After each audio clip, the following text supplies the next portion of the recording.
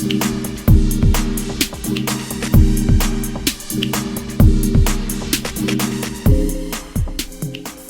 bahwa demokrasi itu merupakan suatu negara yang kemudian memainkan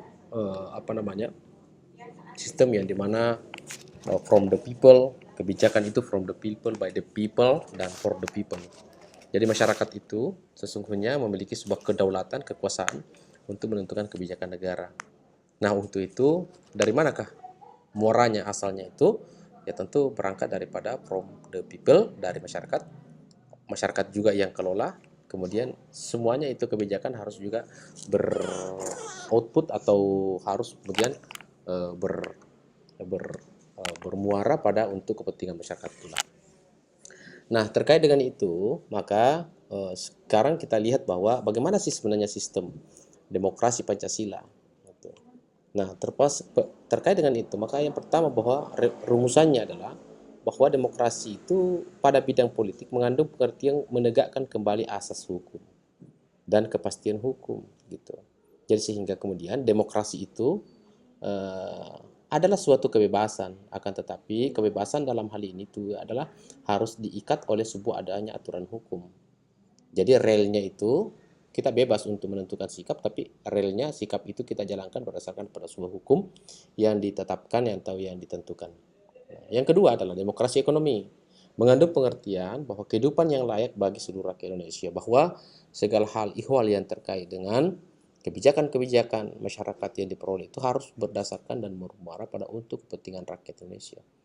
Kebijakan apapun itu modelnya, keinginan apapun modelnya, demokrasi ekonomi yang dilakukan, maka tentu harus cita-cita akhir kita adalah bermuara pada untuk kesejahteraan seluruh rakyat Indonesia. Nah, sedangkan kemudian demokrasi di bidang hukum pada hakikatnya itu pengakuan dan perlindungan HAM, peradilan bebas tidak memihak.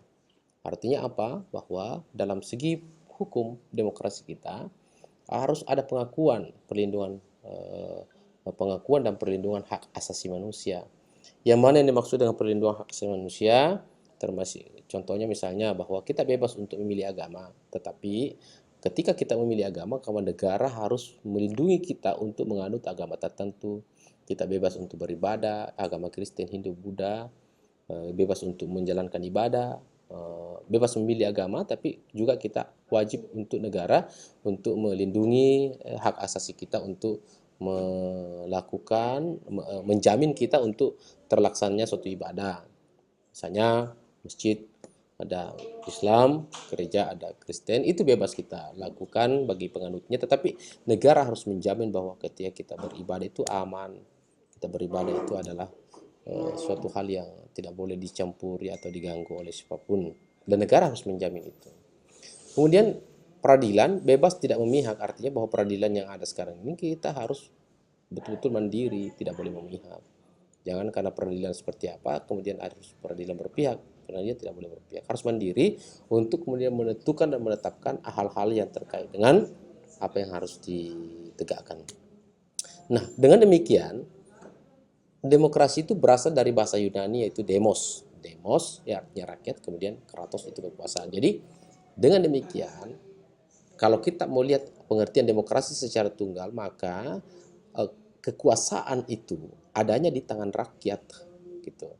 Kekuasaan itu adanya di tangan rakyat. Nah, kalau kita mengacu pada sistem ekonomi demokrasi Pancasila, maka kekuasaan itu ada di tangan rakyat dan nilai-nilai yang rakyat kuasai itu harus bernilai pada nilai Pancasila, yakni pertama, harus berlandaskan pada sebuah nilai ketuhanan, bernilai ibadah, bernilai kemanusiaan, bernilai persatuan, bernilai kerakyatan, dan bernilai keadilan sosial.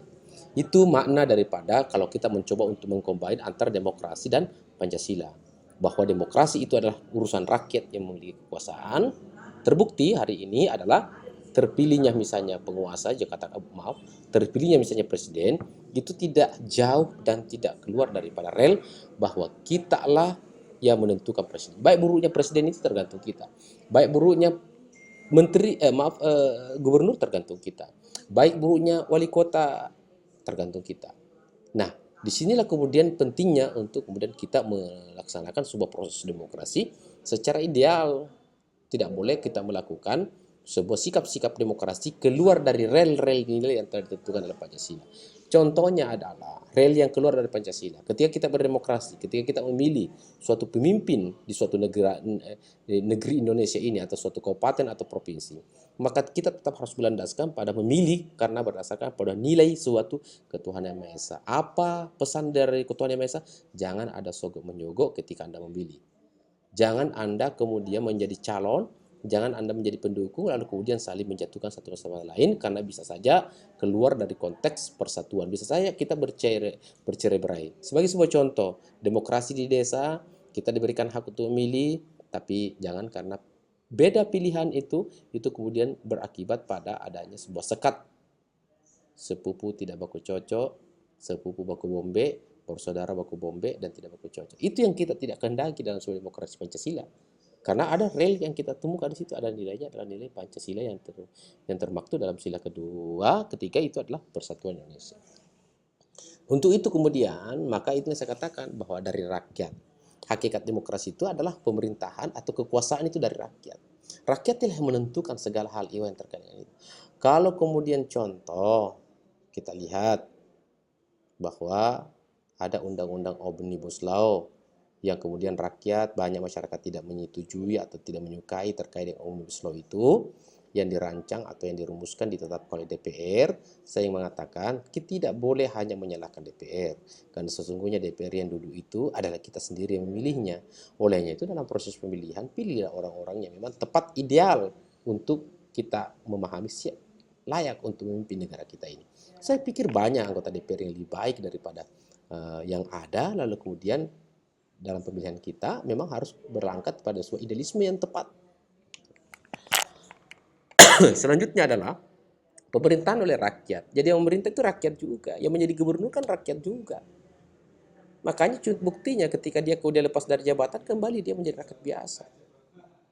Susilo Bambang Yudhoyono itu kemudian menjadi presiden dulu, sekitar lepas jadi presiden kan dia kembali juga menjadi rakyat biasa sekarang ini. Tidak ada bedanya dengan kita. Bahkan lebih tinggi derajatnya RT daripada beliau misalnya. Dia harus tunduk dengan aturan RT RW misalnya atau lurah. Karena dia harus kembali kepada rakyat ketika dia tidak lagi menjalankan suatu pemerintahan. Nah, dengan demikian secara keseluruhan bahwa apa yang kita lakukan itu adalah harus kembalinya kepada untuk mensejahterakan rakyat. Pemerintahan untuk rakyat.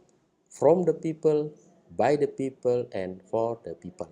Itu maknanya bahwa segala sesuatu itu harus untuk kepentingan rakyat. Kebijakan ekonomi, politik, hukum, budaya, dan lain sebagainya itu dikeluarkan pemerintah harus berdasarkan pada untuk kemaslahatan umat atau kemaslahatan daripada kemaslahatan atau kesejahteraan rakyat. Yang terakhir yang saya ingin sampaikan saudara-saudara sekalian adalah terkait dengan ciri demokrasi. Bahwa demokrasi Pancasila itu jangan mengenal tidak mengenal namanya oposisi. Karena kenapa? Satu suara itu, pilihan itu sangat menentukan daripada lahirnya sebuah pemimpin yang ideal. Kalau saking orang jahat semua yang memilih, pastilah kemudian pimpinan kita itu jahat. Gitu. Kalau orang baik semua memilih, maka tentulah hasilnya juga pimpinan kita akan baik. Makanya jangan oposisi gitu. Berasaskan kekeluargaan, saudara-saudara sekalian, demokrasi kita sesungguhnya itu berdasarkan kekeluargaan atau kegotong royongan gitu. Itu sebenarnya substansi daripada demokrasi Pancasila.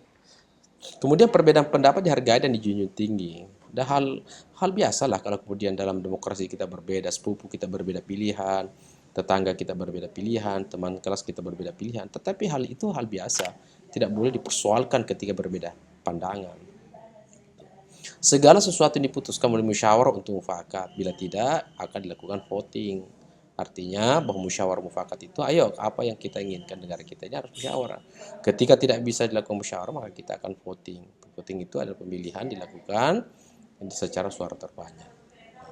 Kemudian adalah kebebasan individu tidak bersifat mutlak, diselaraskan dengan tanggung jawab sosial. Artinya bahwa kita memiliki suatu kebebasan. Oke, tapi tidak mutlak bebas, harus diikat oleh tanggung jawab kita secara sosial. Sebagai sebuah contoh, walaupun kita bebas untuk memutar radio sebesar-besarnya, yang beli radio adalah uang Anda sendiri, yang membawa pergi beli di misalnya di suatu tempat pasar, Anda sendiri, ya mengangkut Anda sendiri, uang Anda sendiri Anda beli, tapi ingat ketika Anda memutar suatu radio, maka harus Anda bertanggung jawab kepada masyarakat. Di samping tetangga Anda ada masyarakat lain yang mungkin sedang tidak ingin mendengarkan suara radio Anda. Itulah kemudian batasan-batasan daripada kebebasan. Jadi kebebasan itu bukan berarti terbatas, tetap ada batasan. Yang batasi adalah apa? Batasi adalah hukum. Saudara-saudara sekalian, saya pikir seperti itu. Kalau ingin untuk bahan ini nanti juga saya akan terakhir nanti saya akan kirimkan. Yang pasti saudara-saudara sekalian bahwa pada prinsipnya demokrasi Pancasila itu menekankan akan sikap-sikap kekeluargaan, sikap-sikap kekuasaan yang diberikan kepada rakyat itu adalah tetap mengedepankan namanya nilai Pancasila. Nilai apakah yang terkandung dalam Pancasila?